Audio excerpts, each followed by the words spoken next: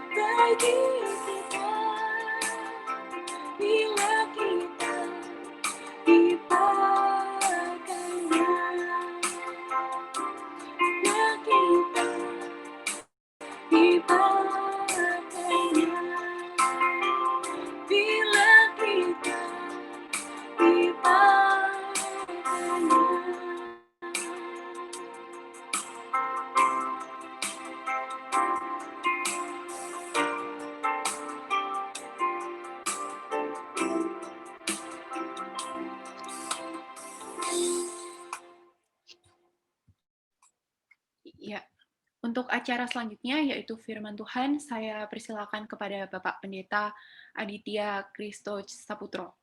Silakan. Terima kasih, Tirsa Natalia. Ya, saudara, sebelum kita bersama masuk ke dalam perenungan firman Tuhan dan diskusi kita pada sore hari ini, yang semoga akan menjadi diskusi yang menarik dan mencerahkan kita bersama, ya, saudara. Tapi mari bersama kita mohon pertolongan Roh Kudus di dalam doa, agar kita dimampukan di dalam keterbatasan kita untuk memahami, untuk mengenal Tuhan dan kehendaknya jauh lebih dalam hidup kita. Mari bersama kita berdoa. Bapa Surgawi, kami sungguh mengucap syukur untuk setiap karunia dan kebaikan yang telah Tuhan karuniakan di dalam kehidupan kami. Saya percaya bahwa Tuhan begitu baik di dalam setiap musim kehidupan kami, di dalam sukacita dan keberhasilan maupun di dalam dukacita, air mata, dan kegagalan yang Tuhan izinkan terjadi dalam kehidupan kami. Kasih Tuhan tetap tidak berubah dalam hidup kami. Allah yang sama itu pula lah yang kami yakini dengan iman kami percaya menjadi Allah yang menganugerahkan segala yang baik dalam kehidupan kami. Setiap talenta, setiap bakat, bahkan seluruh realitas kehidupan kami berasal daripada Tuhan. Nah, sore hari ini kami memberikan diri kami memberikan hati kami untuk sejenak duduk dekat kaki Tuhan, belajar mendalami sabda Tuhan, firman Tuhan, agar seluruh hidup kami di dalam keutuhannya boleh menjadi persembahan yang berkenan di hadapan Tuhan. Kami mohon Roh Kudus yang menaungi hati dan pikiran kami, memampukan kami di dalam segala keterbatasan kami untuk mengenal, untuk boleh mendengar dengan lebih jelas, melihat dengan lebih jelas apa yang menjadi kehendak Tuhan dalam hidup kami melalui pembacaan dan perenungan sabda Tuhan. Bersabdalah kepada kami, ya Tuhan Yesus Kristus, dan baharuilah kami dengan Roh-Mu yang kudus. Dalam Kristus Yesus kami berdoa. Amin. Ya, pertama-tama izinkan saya menyapa kembali teman-teman semua. Ya, selamat sore dan salam sejahtera, shalom buat saudara sekalian dimanapun saudara berada. Ya, saya percaya ini menjadi saat-saat yang mungkin buat beberapa orang cukup sulit. Beberapa di antara saudara saya kira juga masih harus melanjutkan proses pembelajaran secara online ya, saudara ya. Atau sudah mulai di kelas onsite. Belum ya, pembelajaran semuanya masih online ya. Buat beberapa orang yang menjadi situasi yang tidak mengenakan, dan saya percaya juga teman-teman mungkin mengalami berbagai macam pergumulan dalam kehidupan teman-teman. Tetapi kita percaya Tuhan itu baik di dalam segala kekurangan kita. Sore hari Tuhan menghimpun kita kembali untuk boleh bersama kita akan menggumuli satu tema teman-teman. Nanti saya akan jelaskan apa yang akan bersama kita percakapkan pada sore hari ini. Nah, tapi sebelumnya izinkan saya memperkenalkan diri dulu teman-teman, seperti yang sudah teman-teman dan saudara lihat di dalam publikasi.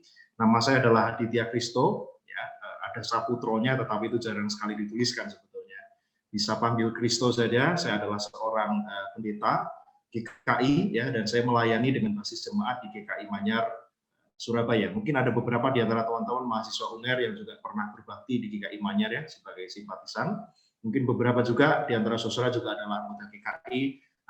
Salam dari saya dan dari kami semua, dari majelis dan jemaat GKI Manyar untuk teman-teman semua. Dan saya senang sekali kalau sore hari ini saya bisa melayani di tengah teman-teman. Saya terima undangan dari Rosa ya, ada beberapa rekan dari UNER yang meminta saya untuk bicara di beberapa persekutuan yang ada, tetapi sayang waktunya nggak pas, dan saya bersyukur sore hari ini saya bisa beroleh kesempatan yang baik, boleh sharing di antara teman-teman UK3 UNER, dan ini jadi kesempatan pertama saya, dan saya sangat senang sekali. Nah, saudara, saya akan memberikan sedikit pengantar, gitu ya. Jadi ada satu tema yang kita akan gumuli pada sore hari ini. Di awal tadi Tirsa juga sudah sedikit menjelaskan, gitu ya. Nah, materi hari ini, saudara, mungkin akan menjadi semacam fondasi, begitu ya. Kalau saya tidak salah dan melihat di dalam publikasi yang teman-teman buat, akan ada beberapa sesi ke depan seperti Kapita Selecta, di mana teman-teman akan diperlengkapi ya, ada beberapa topik-topik yang secara praktis akan menolong teman-teman untuk boleh mengenali apa yang menjadi bakat, minat, menjadi talenta teman-teman, dan secara praktis juga mewujudkannya di dalam pelayanan teman-teman. Tapi yang akan bersama kita renungkan, percakapkan hari ini, saudara, saya percaya kalau kita mau membuat sebuah bangunan, gitu ya, kalau kita mau membangun sesuatu, maka salah satu hal yang terpenting adalah, dan bahkan paling elementer di dalamnya, adalah kita mempersiapkan fondasi yang kuat, gitu ya. Kalau saudara mau membangun 5 lantai, maka fondasinya juga harus mengikuti. Harus ada fondasi yang kuat untuk kita membangun bangunan itu di atasnya. Nah, sebelum kita nantinya di dalam sesi-sesi ke depan akan berbicara lebih praktis lagi tentang apa yang menjadi bakat, minat, dan talenta teman-teman, hari ini kita akan bersama-sama melihat fondasinya dulu gitu saudara ya, dan kita akan sama-sama belajar dari firman Tuhan yang tentunya akan menjadi landasan kita ketika kita akan bicara di dalam topik-topik yang lebih praktis ke depannya gitu ya. Saya percaya spiritualitas itu menjadi sebuah landasan yang harus kita pahami bersama sebelum kita masuk ke dalam pelayanan-pelayanan yang praktis dalam kehidupan ini. Nah, saya sudah menyiapkan satu panduan, teman-teman. Ada satu materi presentasi. Saya coba share screen ya.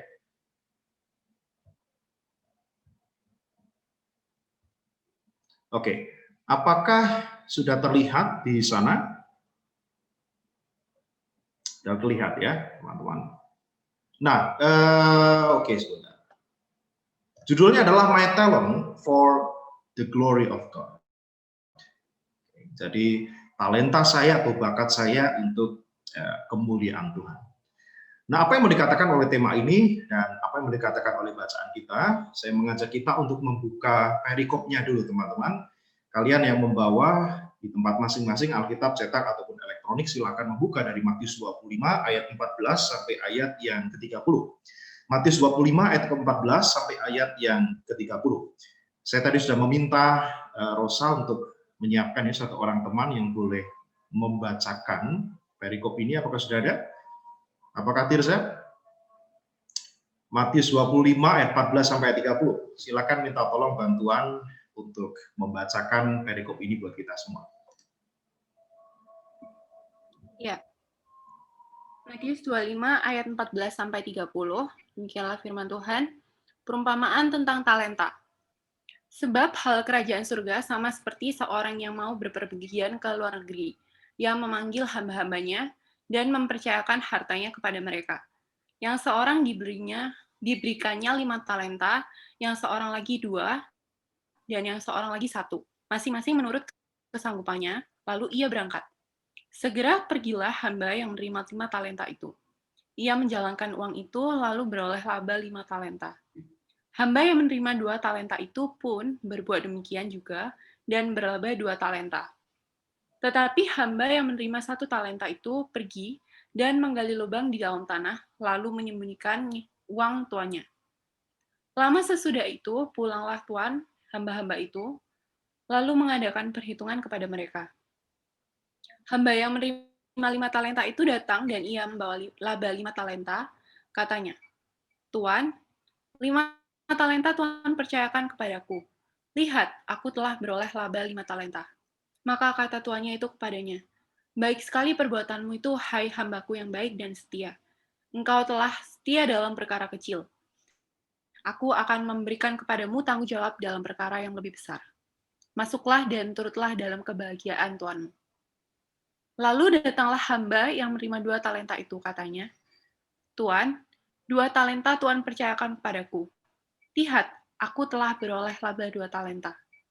Maka kata tuannya itu kepadanya, baik sekali perbuatanmu itu, hai hambaku yang baik dan setia.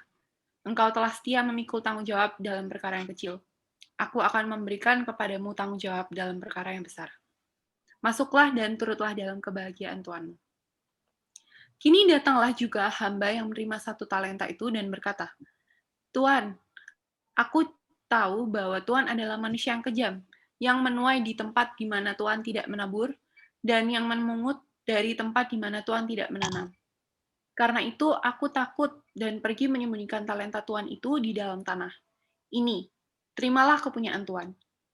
Maka jawab tuannya itu, hai kamu hamba yang jahat dan malas, jadi kamu sudah tahu bahwa aku menuai di tempat di mana aku tidak menabur dan memungut dari tempat di mana aku tidak menanam. Karena itu sudahlah seharusnya uangku itu kau berikan kepada orang yang menjalankan uang, supaya sekembaliku aku menerimanya serta dengan bunganya. Sebab itu ambillah talenta itu daripadanya, dan berikanlah kepada orang yang mempunyai 10 talenta itu. Karena setiap orang yang mempunyai, kepadanya akan diberi, sehingga ia berkelimpahan. Tetapi siapa yang tidak mempunyai, apapun juga yang ada padanya akan diambil daripadanya. Dan campakkanlah hamba yang tidak berguna itu ke dalam kegelapan yang paling gelap. Di sana akan ada terdapat ratap dan kertak gigi. Oke, terima kasih. Kita berhenti sampai ayat yang ke-30 ya, saudara. Oke, jadi pertama-tama teman-teman, sebelum kita nanti berbicara lebih praktis tentang topik kita hari ini, tanggung jawab saya sebagai seorang pendeta adalah mengajak teman-teman semua, mengajak saudara semua untuk pertama-tama kita melihat teksnya dulu teman-teman ya. Kita melihat, memeriksa teksnya dan memeriksa konteksnya tentu dari Matius 25 ayat 14 sampai 30. Kenapa demikian? Karena Matius 25 ayat 14 sampai 30 ya, ini seperti yang sudah teman-teman tahu di dalam sharing yang juga tadi sempat disampaikan oleh seorang rekan di awal, itu kelihatan sekali bahwa kita semua sebetulnya sudah sangat akrab dengan teks ini, sangat akrab dengan perikop ini teman-teman ya. Nah, karena memang Matius 25 ayat 14 sampai 30 itu adalah salah satu teks barangkali di dalam Injil Sinoptik ya, Matius, Markus dan Lukas, itu yang sangat populer banget ya. Nah, siapa orang Kristen, siapa anggota gereja ya di antara kita semua yang tidak pernah mendengar tentang teks ini? Nah, saudara pernah mendengar banyak sekali variasi penafsirannya, oke? Nah, saudara bisa akses itu dimanapun, di YouTube sangat banyak, di gereja-gereja sering dikhotbahkan, di dalam persekutuan-persekutuan mahasiswa Kristen, saya kira juga sudah puluhan kali kita dengar tentang topik ini, variasi-variasi penafsirannya, dan juga tentu aplikasi-aplikasinya. Ya. Dan bahkan sebelum saya sempat menjelaskan bagian ini, beberapa rekan tadi juga sudah menjelaskan kira-kira apa sih aplikasinya dari perumpamaan ini ya, dalam kehidupan kita sehari-hari. Nah oke, teman-teman, tapi mari sore hari saya rindu mengajak kita untuk sekali lagi memahami teksnya. Oke, kita melihat teksnya dan tentu konteks apa yang ada di balik Matius 25 ayat 14 sampai 30. Jadi saudara, kita mesti tahu dulu bahwa perumpamaan ini ya yang ada di ayat 14 sampai 30 itu sebetulnya adalah rangkaian, dia bagian kecil dari rangkaian besar pengajaran Yesus tentang akhir zaman. Jadi kalau pakai bahasa Yunani, teman-teman, istilah yang sedikit keren, ya, dipakai istilah eskatologi. Itu artinya adalah pengajaran-pengajaran tentang hal-hal yang terakhir. Jadi itu dalam bahasa Yunani, ya, eskaton itu artinya adalah yang terakhir. Kalau teman-teman pernah mendengar istilah proton, ya, misalnya prototipe, itu dari bahasa Yunani juga. Proton itu artinya yang pertama, eskaton itu artinya adalah yang terakhir. Ya. Jadi sebetulnya teman-teman, Matius 25, 14 sampai 30 itu adalah bagian dari rangkaian besar pengajaran Yesus tentang akhir zaman. Kalau pakai bahasa kerennya eskatologi, ya, dari akar katanya eskaton, artinya adalah pengajaran tentang hal-hal yang terakhir. Ya. Tentu salah satu diantaranya berbicara tentang akhir zaman, itu satu hal yang pasti. Nah semuanya teman-teman itu berawal dari pertanyaan para murid sebetulnya. Ya. Sebelum kita lihat Matius 25-nya, kita agak sedikit mundur ke Matius 24 ayat yang ketiga, supaya kita bisa membayangkan konteks besar dari perikop kita. Kalau teman-teman melihat di dalam Matius 24 ayat yang ketiga, dikatakan di sana seperti ini. Ya, judulnya adalah pemulaan penderitaan. Saya bacakan ya. Ketika Yesus duduk di atas Bukit Zaitun, datanglah murid-muridnya kepadanya untuk bercakap-cakap sendirian dengan dia. Oke, lalu kata mereka, pertanyaannya perhatikan teman-teman. Katakanlah kepada kami, bila manakah itu akan terjadi dan apakah tanda kedatanganmu dan tanda kesudahan dunia?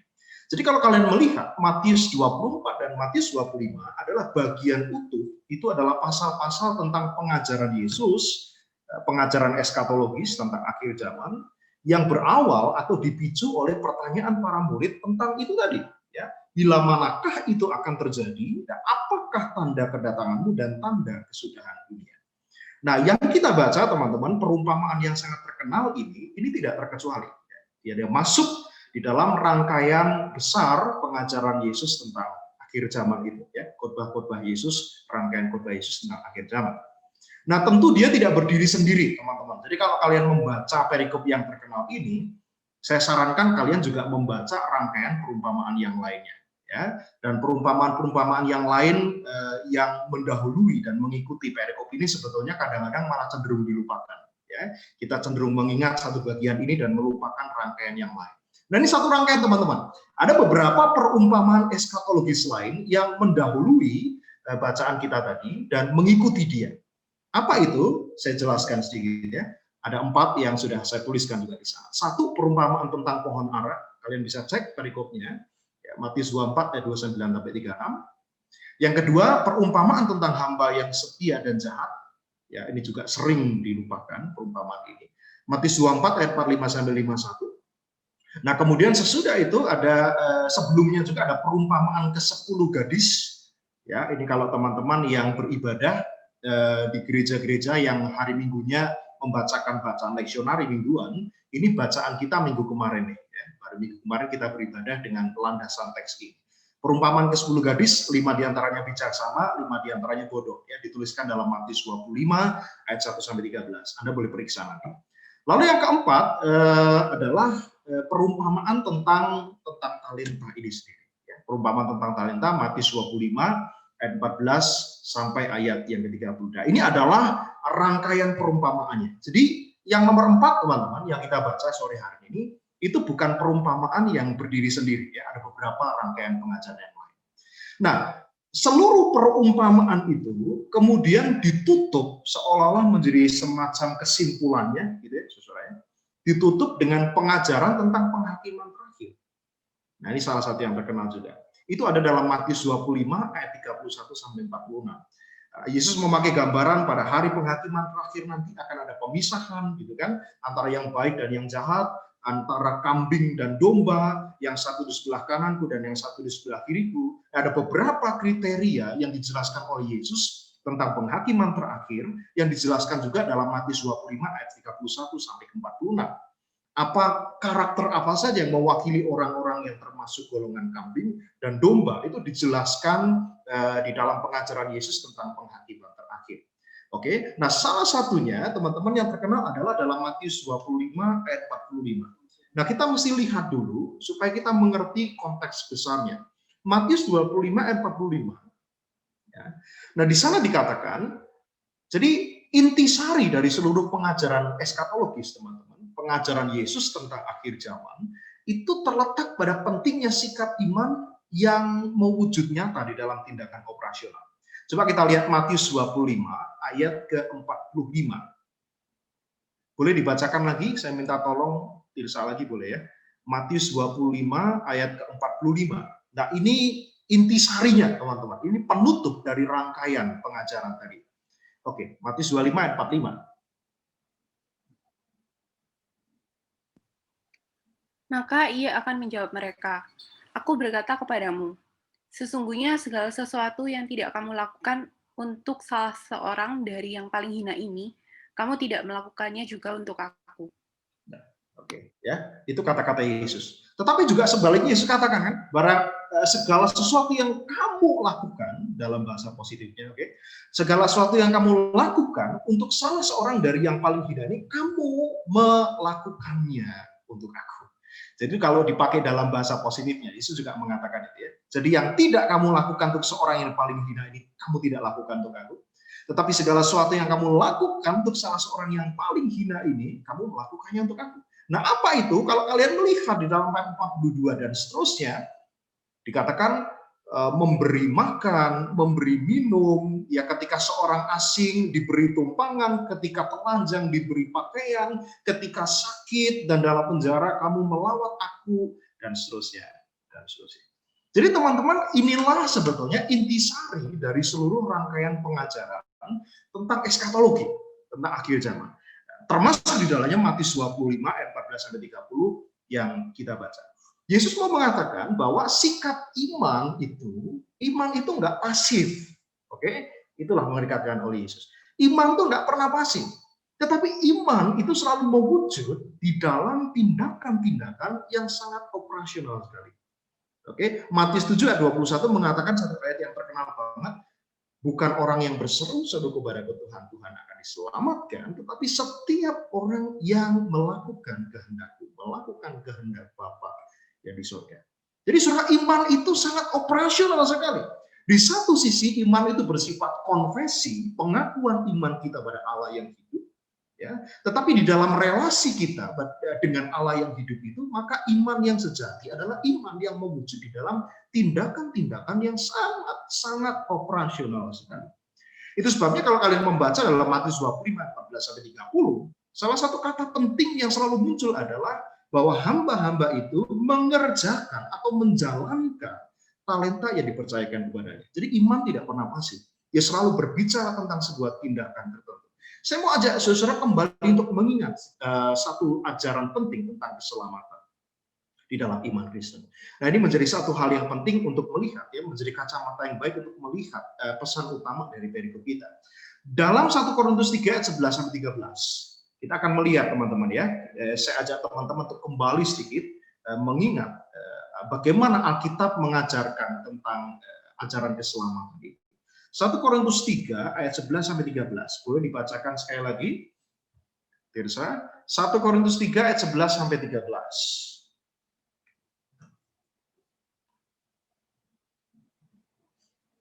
1 Korintus 3 ayat 11-13. 1 Korintus 3 ayat 11-13.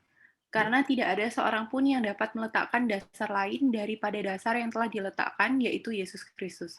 Entahkah orang yang membangun di atas dasar ini dengan emas, perak, batu permata, kayu, rumput kering, atau jerami, sekali kelak pekerjaan masing-masing orang akan nampak. Karena hari Tuhan akan menyatakannya. Sebab ia akan nampak dengan api, dan bagaimana pekerjaan masing-masing orang akan diuji oleh api itu. Oke, saudara tolong perhatikan ya. Kita mulai dari ayat yang ke-13. Inilah statement pentingnya tentang ajaran Kristen, tentang keselamatan. Karena tidak ada seorang pun yang dapat meletakkan dasar lain, oke, dasar apa? Dasar bagi keselamatan kita. Tidak ada seorang pun yang dapat meletakkan dasar lain daripada dasar yang telah diletakkan, yaitu siapa? Yaitu Yesus Kristus melalui karya pengorbanannya di atas kayu salib. Oke, itu adalah dasar bagi keselamatan setiap orang yang percaya kepada Tuhan. Tetapi kemudian tidak selesai sampai di sana, saudara. Ayat 12 mengatakan apa? Di atas dasar itu, oke, jadi keselamatan di dalam Kristus adalah fondasinya, tetapi di atas fondasi itu orang membangun. Perhatikan, membangun adalah kata kerja dan dia bersifat aktif, tidak pasif, ya. Jadi entahkah orang membangun di atas dasar ini ada beberapa kategori. Dengan emas, oke, perak itu kategorinya adalah logam mulia. Dengan hidup yang menghasilkan buah-buah pertobatan, hidup yang menghasilkan tingkah laku yang baik, hidup yang berbuah seturut dengan kehendak Tuhan, dilambangkan dengan emas, perak, batu permata. Oke. Tetapi ada juga orang yang membangun di atas fondasi keselamatan itu dengan kayu, rumput kering, atau jerami. Nah, itu persoalannya. Nah, kenapa itu jadi persoalan, saudara? Kayu, rumput kering, atau jerami? Ayat 13 menjelaskan, sekali kelak, ini bicara tentang eskatologi, tentang hari akhir, tentang akhir zaman, sekali kelak, itu artinya pada hari penghakiman terakhir, pekerjaan masing-masing orang akan nampak. Kenapa? Karena hari Tuhan, kalau dalam bahasa Ibrani, Yom Yahweh sebetulnya. Hari Tuhan, hari penghakiman akhir itu yang akan menyatakannya. Sebab ia akan nampak dengan api, dan bagaimana pekerjaan masing-masing orang akan diuji oleh api itu. Pertanyaan saya buat saudara, kalau yang dihadapi oleh api itu adalah emas, saudara, pertanyaannya, emas itu akan hancur atau tambah murni? Kalau yang dibangun di atas dasar keselamatan adalah emas, ketika dia berjumpa dengan api pada hari penghakiman terakhir, emas itu akan bertambah murni. Oke, ketika dia diuji oleh api Allah itu, emas itu akan bertambah murni. Justru api itu akan memisahkan logam mulia itu dari unsur-unsur yang tidak murni. Emas itu memurnikan.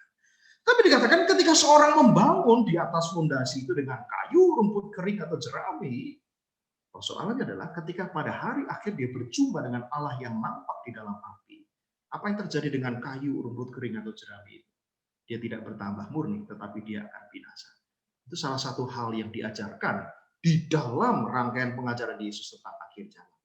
Nah, saudara, jadi mengerti dulu ya, konsep besarnya, konteks besar dari Matius 25 ayat 14-30, dan bagaimana perikop ini membingkai pekerjaan para hamba-hamba yang dilakukan, yang dipercayakan 5, 2, dan 1 talenta, itu ada dalam konteks pengajaran Yesus tentang akhir zaman. Jadi kita harus tahu dulu konsep besarnya, nanti baru kita bisa lebih mendalam. Nah, oke, teman-teman, Kita kembali ke Matius 25 ayat 14 sampai 30. Ini perikop yang terkenal sekali dan saya tidak perlu saya kira kita melihat dari awal dan kita bisa menjelaskannya dengan baik. Dikatakan satu kali ada seorang tuan gitu kan, dia akan pergi ke tempat yang jauh, dia akan pergi ke negeri yang jauh dan dia sangat lama kembali. Kemudian sang tuan itu mempercayakan kepada 3 orang hambanya masing-masing 5 talenta, ada yang 2 talenta, ada yang 1 talenta. Lalu dikatakan Alkitab, tuan itu pergi ke negeri yang jauh, dia pergi dan dia lama kembali, dan ketika suatu saat dia kembali, dia meminta pertanggungjawaban dari ketiga orang hamba yang telah dititipi oleh 5 talenta, 2 talenta, dan 1 talenta itu. Nah, kita sama-sama tahu narasinya ini sangat terkenal sekali. Nah, saudara, tetapi dikatakan dalam Alkitab, 2 hamba yang baik dan setia, mereka memberikan laba 2 kali lipat. Oke, kita sama-sama tahu. Yang dipercayakan 5 talenta ini, ya, memberi laba 5 talenta. Ketika sang tuan itu pergi jauh. Sang tuan yang pergi jauh itu sebetulnya lambang dari apa, saudara? Lambang dari ketika sang tuan itu pergi dan suatu saat dia akan kembali, ya Yesus Kristus akan kembali di akhir zaman. Itu maksudnya. Ya. Dan hamba yang dipercayakan 5 talenta memberikan laba 5 talenta. Hamba yang dipercayakan 2 talenta memberikan laba juga 2 kali, memberikan laba lagi 2 talenta. Dan ketika 2 hamba yang baik dan setia ini memberikan labanya, saudara, jawaban sang tuan ini selalu sama, dan ini yang menarik untuk kita amati. Ya. Ayat 21 dan ayat 23. Coba kita lihat formulasinya, teman-teman. Matius 25, kita lihat ayat 21 ya. Ini sebetulnya sama dan diulang di ayat ke-23 dikatakan, maka kata tuannya itu kepadanya, baik sekali perbuatanmu itu, hai hambaku yang baik dan setia, engkau telah setia dalam perkara kecil, aku akan memberikan kepadamu tanggung jawab dalam perkara yang besar. Teman-teman, ini ayat yang terkenal banget dan sering banget dikutip biasanya kalau dalam pelayanan gereja gitu ya. Saya ingat banget dulu ketika saya masih remaja, saya juga pelayanan di komisi remaja di gereja saya dulu, saudara. Saya pernah menjadi sekretaris, saya juga pernah menjadi ketua, dan tentu saya menjadi aktivis dulu, saudara. Nah, saya masih ingat betul dulu penatua ya majelis yang mendampingi kami di komisi remaja mengatakan, Kristo kamu ini ya coba dulu deh mulai kamu aktif jadi panitia dulu di gereja, panitia Natal, panitia Paskah. Nanti kalau kamu sudah ikut pelayanan di sana, kamu boleh jadi pengurus komisi remaja. Ya, nanti juga mulai jadi sekretaris dulu ya, jangan langsung jadi ketua. Saya nanya kenapa kok gitu? Karena, dikutiplah ayat ini gitu ya, semua orang yang setia dalam perkara kecil, maka kepadanya akan dipercayakan perkara yang besar. Jadi saudara, bertahun-tahun dalam kehidupan saya, mungkin juga teman-temannya, belasan tahun dalam kehidupan kita berpikir bahwa ayat ini seperti career path. Jadi seperti jenjang karir, teman-teman. Oke, kalau saya dari panitia di gereja, kalau saya taat jadi panitia, saya akan jadi pengurus komisi remaja, misalnya ya. Kalau saya taat menjadi seorang sekretaris, maka saya boleh naik jadi ketua. Nanti kalau sudah saya jadi ketua di badan pelayanan, di komisi-komisi, kalau saya taat terus, setia sama Tuhan, setia dengan pekerjaan ini, jangan-jangan suatu saat nanti saya boleh jadi majelis gereja. Saudara, ayat ini sering dipahami dalam tanda kutip sebagai career path. Gitu ya. Nah, mungkin ini juga berlaku dengan hal-hal yang lain dalam kehidupan kita sehari-hari. Nanti teman-teman kalau sudah semua selesai kuliah, kita semua masuk ke dunia kerja, menjadi para profesional muda, gitu ya. Biasanya ayat-ayat ini juga sering dikutip gitu ya. Kalau kamu setia pada pekerjaanmu yang kecil, nanti jangan-jangan kamu akan diberikan kenaikan jabatan oleh Tuhan. Kamu akan naik, kamu akan teruji, kamu akan terbukti, kamu akan naik ke level berikutnya. Nah, saudara, statement-statement itu tidak keliru. Oke, saya tidak mau mengatakan bahwa ungkapan-ungkapan itu keliru sama sekali. Tidak. Ya, ada kebenaran yang terselip di balik ungkapan-ungkapan demikian. Ya. Tetapi saya mau mengatakan bahwa perkara kecil dan perkara besar di dalam konteks Matius 25 ayat 14-30 itu artinya tidak sama dengan career path kita di dunia. Ya. Ungkapan tadi tidak salah. Tapi kalau kita membaca pasal ini, artinya sebetulnya bukanlah demikian. Nah, kenapa? Jangan lupakan juga ada konteks eskatologis dari perikop ini. Ya, perikop ini bicara tentang akhir zaman, tentang kesetiaan orang-orang yang hidup di dunia, seperti 3 orang hamba itu, dan ketika tuannya kembali, Tuhan itu mengajak 3 hamba ini masuk di dalam kemuliaannya. Oke, nah jangan lupakan. Nah, oleh sebab itu teman-teman, perkara kecil dan besar itu menunjuk kepada apa sebetulnya? Ini bicara tentang sesuatu yang lebih besar daripada sekedar jenjang karir, daripada sebuah karir path dalam kehidupan kita di dunia. Perkara kecil dan besar, saudara, itu menunjuk kepada kehidupan di dunia di satu sisi, oke, dan kehidupan setelah kematian. Perhatikan, ya. Jadi jangan lupakan bahwa perikop ini bicara tentang pengajaran eskatologis. Perkara kecil bicara tentang kesetiaan kita untuk hidup di dunia, dan perkara besar yang dikatakan itu bicara tentang kehidupan setelah kematian. Ya, itu sebabnya Sang Tuhan mengatakan, "Karena hambaku yang baik dan setia, kamu setia pada perkara kecil, sekarang masuklah di dalam kebahagiaan bersama dengan Tuhan. Rayakanlah itu." Itu konteksnya adalah kehidupan setelah kematian, bisa, tetapi juga kekekalan hidup setelah penghakiman terakhir. Ya. Nah, itulah artinya sebetulnya, saudara. Nah, kemudian konfliknya di dalam bacaan kita, teman-teman, itu muncul ketika hamba yang jahat dan malas itu datang. Ya, tadi kan sudah tuh kan, dua hamba yang baik dan setia mempertanggungjawabkan dengan masing-masing memberikan laba talenta 2 kali lipat. Nah, konflik di dalam perikop ini muncul ketika hamba yang jahat dan malas datang dengan tuduhan kepada tuannya bahwa dia adalah orang yang kejam. Oh, ini menarik sekali. Kalau di dalam bahasa Yunani dipakai istilah skleros. Tuan adalah tuan yang kejam, skleros. Oke, coba kita lihat ayat 24 dan ayat ke-25. Ya, ayat 24 dan ayat ke-25. Boleh minta tolong salah satu teman membacakan lagi? Boleh Tirsa, tapi juga boleh teman-teman yang lain yang Tirsa tunjuk. Ya, kasihan kayaknya capek ini Tirsa dari tadi baca terus. Oke, ayat 24 dan 25. Kita lihat ya, teman-teman, konfliknya muncul di sini.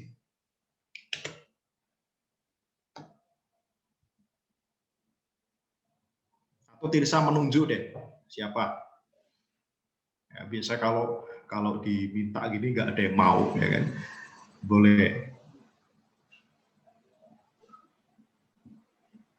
Ya, sepertinya mau nunjuk Ko Kavin.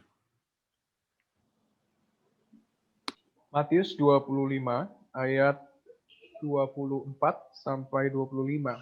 Yes. Kini datanglah juga hamba yang menerima 1 talenta itu dan berkata, "Tuan, aku tahu bahwa Tuan adalah manusia yang kejam, yang menuai di tempat di mana Tuan tidak menabur, dan yang memungut dari tempat di mana Tuan tidak menanam. Karena itu aku takut dan pergi menyembunyikan talenta Tuan itu di dalam tanah. Ini, terimalah kepunyaan Tuan."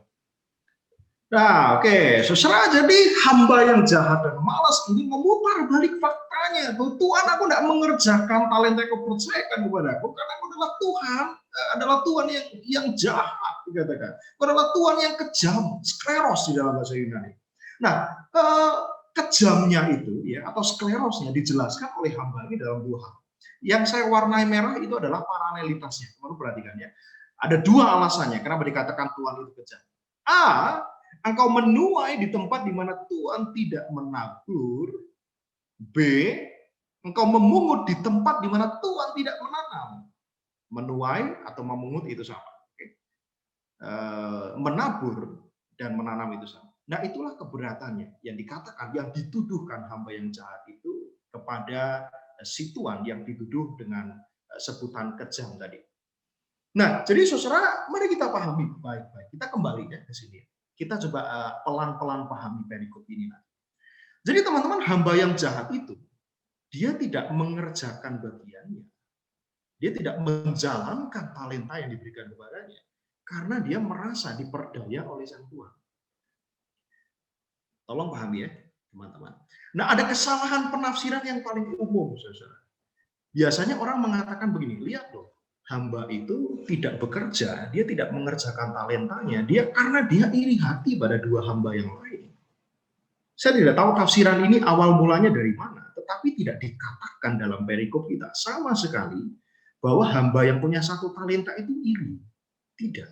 Anyway, saudaraku, teman-teman, 1 talenta itu nggak kecil. Kalau kalian coba lihat, nanti coba kalian googling ya, lihatlah 1 talenta itu berapa. Itu upah seorang pekerja dalam waktu puluhan tahun bekerja. Nanti kalian boleh lihat, ini tafsiran yang bisa didapatkan di mana-mana. 1 talenta itu tidak kecil, teman-teman. Nah, beberapa penafsiran paling umum biasanya lihatlah hamba yang jahat dan malas itu tidak kerja karena dia iri sama temannya. 2 orang temannya mendapatkan 5 talenta, yang satu dapat 2 talenta, dia dapat 1 talenta. Karena dia iri dengan talenta temannya yang lain yang lebih besar, maka dia tidak mengerjakan apa yang menjadi bagiannya. But anyway, Alkitab kita tidak pernah mengatakan hamba yang jahat dan malas itu tidak bekerja karena dia iri hati. Tidak. Dia mengatakan dengan jelas, saya tidak bekerja, saya tidak mengerjakan bagian saya, karena Tuhan adalah Tuhan yang kejam. Saya merasa diperdaya oleh sang Tuhan yang skleros ini, yang kejam ini. Ya. Jadi saudara jangan keliru. Perikop kita tentang talenta itu tidak tertarik untuk mencermati angka-angkanya. Jadi teman-teman jangan pernah terkecoh dengan 5, 2, dan 1. 1 talenta itu bukan jumlah yang kecil. 2 talenta apalagi 5 talenta adalah jumlah yang sangat bahkan terlalu besar. Jadi kalau kita membaca perikop ini, teman-teman jangan buru-buru mengatakan, saya cuma punya 1 talenta Tuhan. Sementara orang yang lain punya 2 talenta. Saya merasa saya biasa-biasa aja, saya tidak punya bakat yang terlalu mencolok seperti orang lain. Saya tidak bisa dibanggakan dari hidup saya karena saya cuma punya 1 talenta. Hey, wake up. 1 talenta. Itu adalah jumlah yang sangat besar bagi seorang hamba. Terserah seorang hamba, seorang budak pada zaman itu. Dia tidak punya apa-apa dalam dirinya. 1 talenta bahkan adalah jumlah yang terlalu besar. Perikop kita tidak tertarik pada jumlah angka-angkanya, tidak. Tetapi perikop kita menegaskan apa? Apakah hamba itu setia mengerjakan apa yang jadi bagiannya atau tidak? Karena jelas dikatakan di awal perikop, baik yang terima 5, terima 2, atau terima 1, diberikan oleh sang Tuhan menurut kemampuan mereka masing-masing. Jadi saudara, tolong harus jelas bagi kita mulai sekarang. Kita barui mindset kita ya. Kita barui mindset kita sama-sama. Perikop kita tidak tertarik untuk berbicara tentang angkanya, 5, 2, atau 1. Tidak. Sang hamba yang malas dan jahat itu, ya, dia tidak mengerjakan bagiannya karena dia merasa diperdaya oleh tuannya. So, teman-teman, mari kita lihat. Ya, persoalan utama di sini bukanlah pada sedikit atau banyaknya talenta. Ingat, iman Kristen, saudara, itu tidak pernah mengenal konsep kepemilikan. Tidak ada. Iman Kristen mengenal prinsip penata layanan dan pengelolaan. Tetapi iman Kristen tidak pernah mengenal prinsip kepemilikan. Apa yang ada dalam hidup saudara dan saya pada saat ini, tidak peduli besar atau kecil menurut ukuran kita, semuanya adalah segala sesuatu yang dititipkan Tuhan dalam hidup kita. Jadi iman Kristen tidak pernah mengenal kepemilikan. Hidup saudara dan saya, kita tidak punya apa-apa. Tetapi kita diminta untuk menata layani apa yang Tuhan percayakan. Jadi saudara, persoalan utamanya adalah bukan pada angkanya.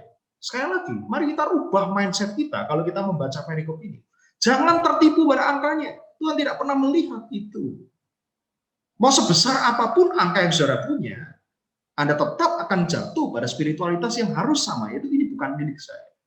Persoalan utamanya adalah ada kesalahpahaman identitas, teman-teman. Tolong perhatikan, ini persoalan kronis dari seorang hamba yang jahat itu. Dia bukan iri hati, bukan. Tidak pernah ada dalam perikopnya dikatakan ia iri hati. Tetapi dia salah memahami identitas dirinya di hadapan Tuhan. Ya, apa maksudnya? Yang A saya katakan di sana. Teman-teman, hamba atau budak, kalau dalam bahasa Yunani doulos ya, pada waktu itu dia bahkan tidak memiliki hak atas hidupnya. Jadi bayangkan ya, kalau teman-teman nyanyi lagu Hati Sebagai Hamba itu kan kadang-kadang kita sangat terbawa perasaan banget gitu ya. Inilah yang ku punya, hati sebagai hamba, itu nyanyi bisa sampai menitikkan air mata, bisa sampai menutup mata. Saudara, kita begitu terhanyut ketika menyanyi Hati Sebagai Hamba. Aku nggak bawa apa-apa ke dunia, nanti kalau aku mati, aku juga akan kembali dalam keadaan yang tidak membawa apa-apa ke surga. Hati sebagai hamba, itulah yang aku punya. Saudara, itu di dalam nyanyian. Tetapi kenyataannya dalam kehidupan kita, teman-teman, kita seringkali keliru. Begitu nyanyi hati sebagai hamba, begitu ditanya, itu rumah punya siapa? Ya punya aku lah. Oke? Itu motor gede yang ada di depan, Ninja 250 cc punya siapa? Ya punya aku lah. STNK-nya atas nama aku. Ya, saudara. Kita mengatakan hal-hal yang bertolak belakang dengan spiritualitas yang kita yakini. Oke, ada orang menanyakan, kenapa kok kamu jago banget main piano? Ya karena aku les lah. Kenapa kamu les? Ya karena aku punya uang untuk les. Tetapi di sisi yang lain mereka mengatakan, aku tidak membawa apa-apa ke dalam dunia. Waktu pulang ke surga aku juga tidak membawa apa-apa. Saudara, tolong perhatikan. Pada waktu itu seorang hamba atau budak, doulos, itu tidak memiliki hak atas hidupnya. Bukan hanya barang-barang, bukan hanya talenta atau uang yang dipercayakan kepada mereka, bahkan untuk hidupnya pun mereka tidak memiliki hak. Jadi saudara hati-hati ya, kalau kita mengatakan saya ini hamba Tuhan. Apakah kita betul-betul yakin dengan iman kita Tuhan, saya punya spirit seorang hamba. Ini bukan cuma lip service, tetapi saya datang dengan kesadaran saya hamba Tuhan, saya tidak punya segala sesuatu yang berarti dalam hidup saya. Betapapun Tuhan merahmati saya dengan begitu banyak bakat dan talenta dalam hidup saya. Tetapi saya bukan siapa-siapa. I'm nothing. Saudara, doulos itu. Dia bahkan tidak punya hak atas hidupnya. Oke? Tetapi yang B, persoalan utamanya adalah hamba yang jahat merasa dimanfaatkan oleh sang Tuhan. Oke? Maka dia mengatakan Tuhan itu adalah Tuhan yang kejam.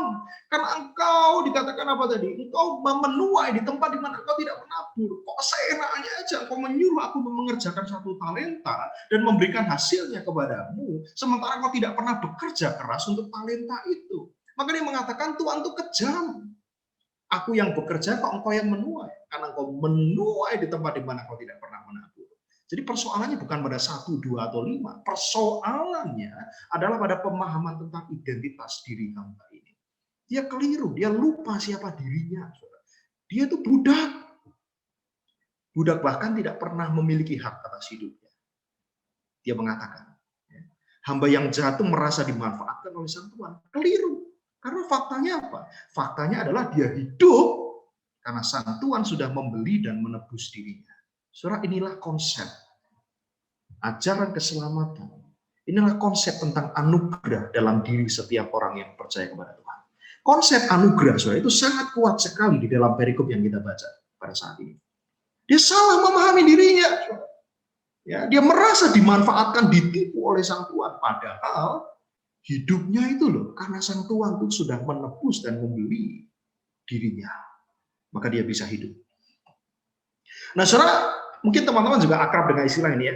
Jadi gereja atau church di dalam bahasa Inggris, itu sebetulnya berakar pada kata bahasa Yunani yaitu kuriake. Pernah dengar istilahnya tidak, teman-teman? Church, gereja, ya, kalau gereja itu dari bahasa Portugis saya kira. Igreja itu. Tetapi dalam bahasa Inggris church, itu akar katanya adalah kuriake.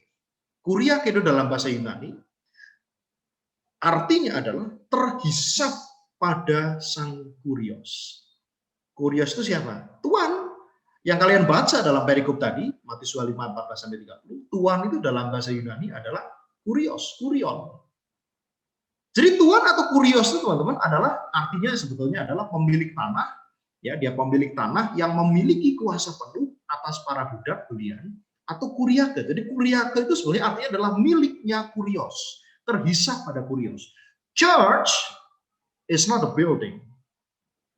Gereja adalah setiap orang yang percaya kepada Tuhan. Gereja adalah saudara dan saya, teman-teman semua dan saya. Kita adalah gereja. Kita adalah kuriake. Jadi saudara dan saya, kita adalah budak belian yang menjadi milik dari kurios itu, church, kuriake. Nah, jadi teman-teman, kita mesti jelas, di dalam perikop ini, talenta itu tidak sama dengan bakat personal ya, teman-teman ya. Gitu. Nah, ini memang seringkali kita keliru ya, kalau kita lihat industri pertelevisian dan industri entertainment belakangan ini, di dunia itu seringkali membuat kita salah ya. Indonesia Got Talent, British Got Talent, American Got Talent. Jadi kita begitu saja menyamakan. Kalau Alkitab mengatakan talenta, talenta itu artinya adalah personal gift. Ya, jadi talenta itu adalah bakat personal saya. Tapi teman-teman tolong pahami ya, kalau kita membaca perikop ini, talenta di sana itu artinya tidak sama dengan bakat personal pada dirinya sendiri. Tentu bakat personal adalah termasuk di dalamnya, oke? Tetapi saya mau mengatakan artinya talenta itu bukan atau tidak sama dengan bakat personal ansih. Artinya apa? Bakat personal pada dirinya sendiri. Kalau orang Jawa itu bilang bakat personal tok, tidak. Gitu. Bakat personal tentu termasuk di dalamnya, tetapi itu bukan satu-satunya. Jadi, saudara tolong pahami, kata talenta di sana itu artinya adalah keseluruhan hidup manusia di dunia secara holistik. Maksudnya apa? Ya termasuk hasrat kita, termasuk kehendak kita, termasuk pikiran kita, tindakan kita, orientasi hidup kita, tujuan hidup kita, dan lain-lain. Saudara, iman Kristen tidak mengenal dikotomi. Saya mau mengatakan begini, Kristo ini, Kristo yang holistik, itu 100% ya. Kristo yang holistik, hidup Kristo yang 100% ini cuma punya dua pilihan. 100%-nya dipersembahkan kepada Allah atau 100%-nya dipersembahkan kepada yang bukan Allah. Itu ajaran Kristen. Kristo ini tidak pernah bisa dibagi dua. 50% untuk Allah, 50% untuk yang bukan Allah. Tidak bisa. Kristo tidak bisa dibagi dua. Senin sampai Jumat mempersembahkan diri kepada dunia. Tetapi Sabtu dan Minggu mempersembahkan diri kepada Allah melalui pelayanan di gereja. Tidak bisa. Saudara, kadang-kadang kita sebagai generasi muda punya pemikiran yang dikotomi seperti ini. Saya dulu ingat banget teman-teman, waktu suka zaman-zaman remaja ya, waktu suka ngeband di gereja gitu. Kadang-kadang siang-siang kami suka datang dan kami ngeband di gereja gitu ya. Ada seorang di gereja yang suka banget menegur kami. Zaman-zaman saya dulu suka ngeband di gereja sama teman-teman remaja yang lain. Teman-teman dulu waktu itu masih booming banget lagu Sheila on 7 ya. Saya tidak tahu berapa di antara teman-teman yang generasi alpha nih barangkali, bukan cuma milenial lagi ya, yang masih ingat Sheila on 7. Waktu itu kami suka banget ngejam lagu-lagu Sheila on 7 di gereja. Lalu ada satu orang anggota jemaat yang secara rutin menegur kami. Kata-katanya apa? Kalimatnya apa kira-kira? Dia mengatakan, kalau di gereja nggak boleh ngeband, nggak boleh nyanyi lagu-lagu dunia. Lalu saya berpikir, apakah kami harus menyanyi lagu-lagu akhirat? Nah, itu bingung juga kadang-kadang, saudara. Orang mengatakan, itu lagu dunia, ini lagu rohani. Ya, lagu rohani dan lagu dunia. Lagu rohani. Lalu saya pikir, apakah ada lagu jasmani? Kita ini holistik, saudara. Maka saya tidak suka pakai istilah lagu-lagu rohani. Saya suka pakai lagu-lagu gerejawi. Oke? Karena kalau pakai istilah lagu rohani, kita berpikir, kalau gitu yang jasmani dan rohani terpisah dong. Wah, Allah kita menciptakan kita sebagai satu kesatuan. Ya. Lagu-lagu dunia. Loh, kalau gitu lagu-lagu gereja adalah lagu yang terpisah dari dunia dong. Yesus tidak pernah mengajarkan seperti itu. You are in the world, but you are not of the world. Kamu di dalam dunia, tetapi kamu bukan dari dunia. But you are still in the world.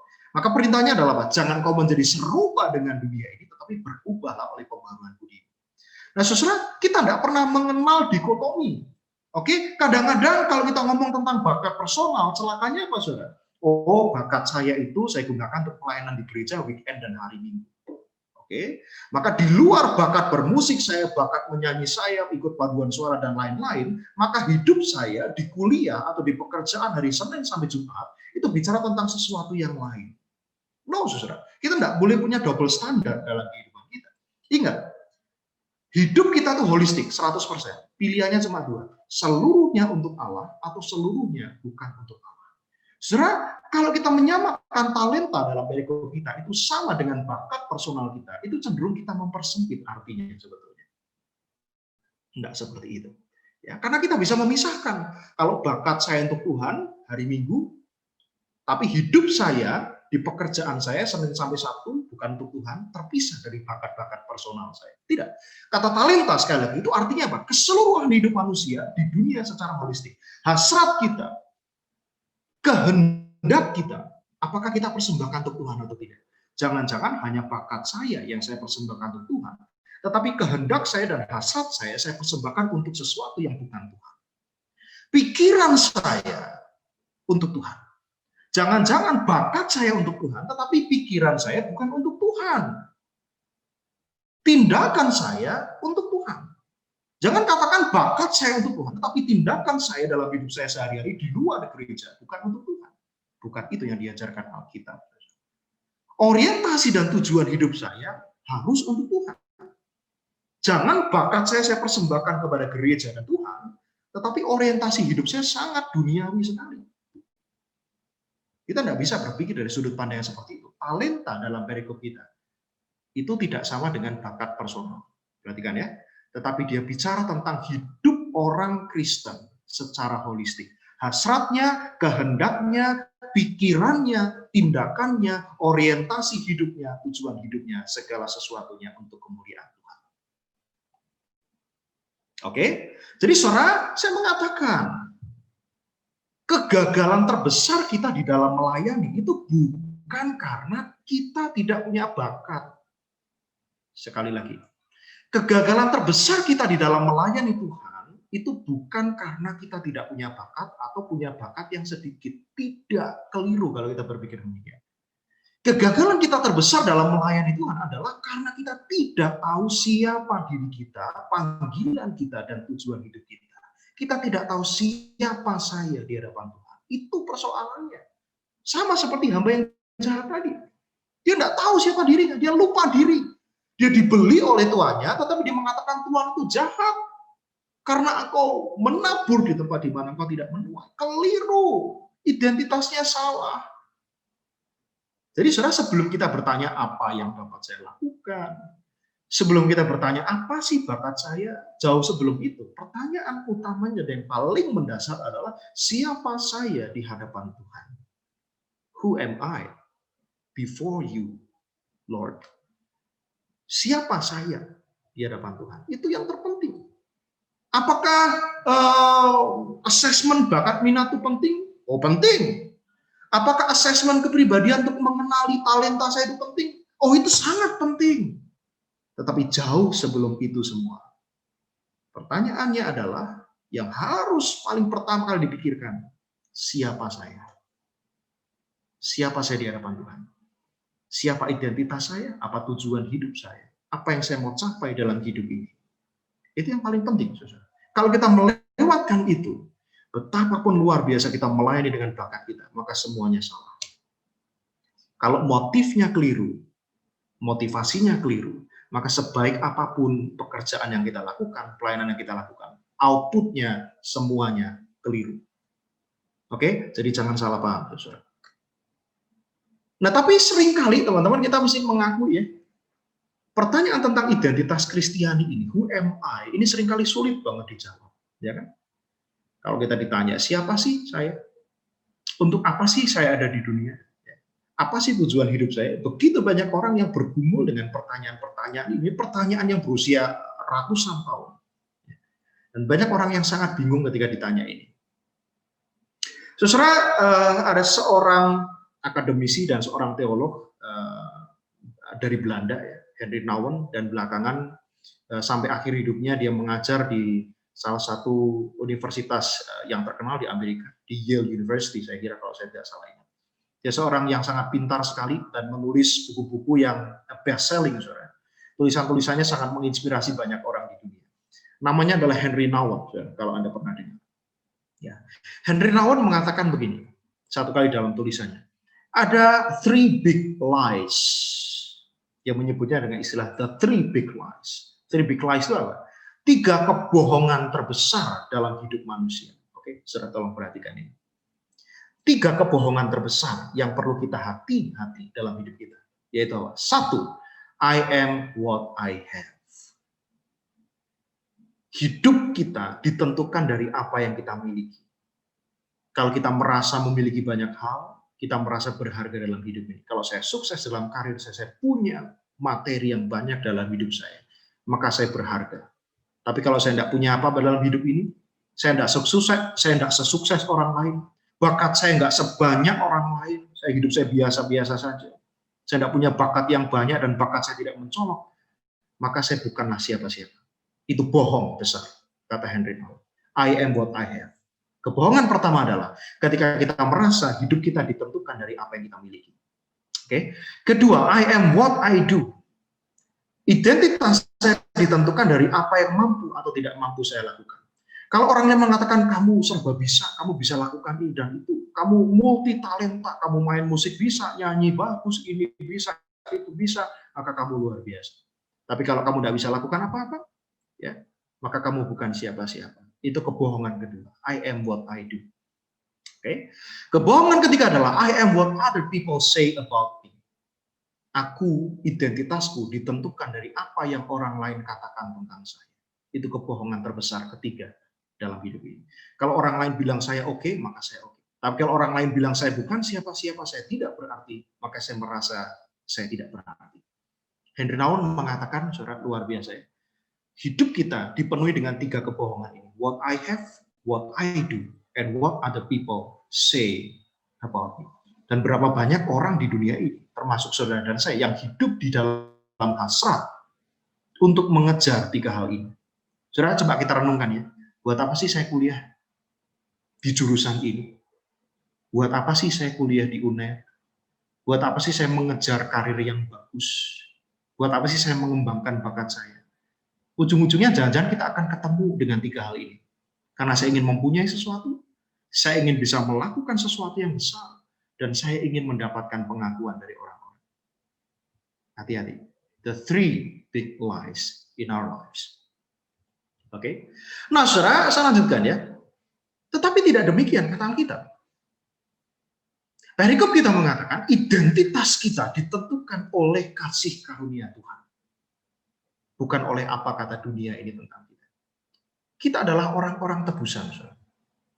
Coba kita lihat, saudara, Matius 18 ayat 24. Lalu dilanjutkan ayat 27 dan 28. Matius 18 ayat 24, lalu 27 dan 28. Bisa minta tolong salah satu rekan membacakan kembali. Matius 18 ayat 24, kemudian 27 dan 28. Ini adalah bagian kedua dalam Alkitab Perjanjian Baru yang memakai kata talenta. Masih dalam Injil Matius. Ini tentang talenta juga. Kita bandingkan teksnya dengan Matius 25 ya. Atau boleh tidak salah lagi deh. Nah, biar gak bengong. Matius 18 ayat 24, lalu 27 dan 28. Matius 18 ayat 24. Setelah ia mulai mengadakan perhitungan itu, dihadapkanlah kepadanya seorang yang berhutang 10.000 talenta. Matius 18 ayat 27-28.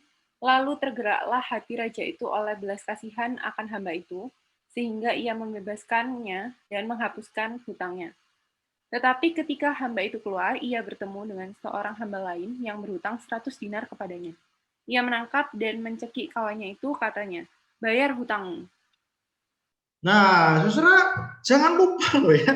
Ini perumpamaan tentang talenta yang lain, saudara, yang sangat menarik sekali. Ini seorang hamba utang 10.000 talenta. Bayangkan ya, 5 talenta itu besar bukan main, ini 10.000 talenta. Dan dia pasti tidak akan pernah bisa melunasi sampai kapanpun itu. Tapi dikatakan apa? Sang raja itu memberikan belas kasihan kepadanya dan melunaskan semua utangnya.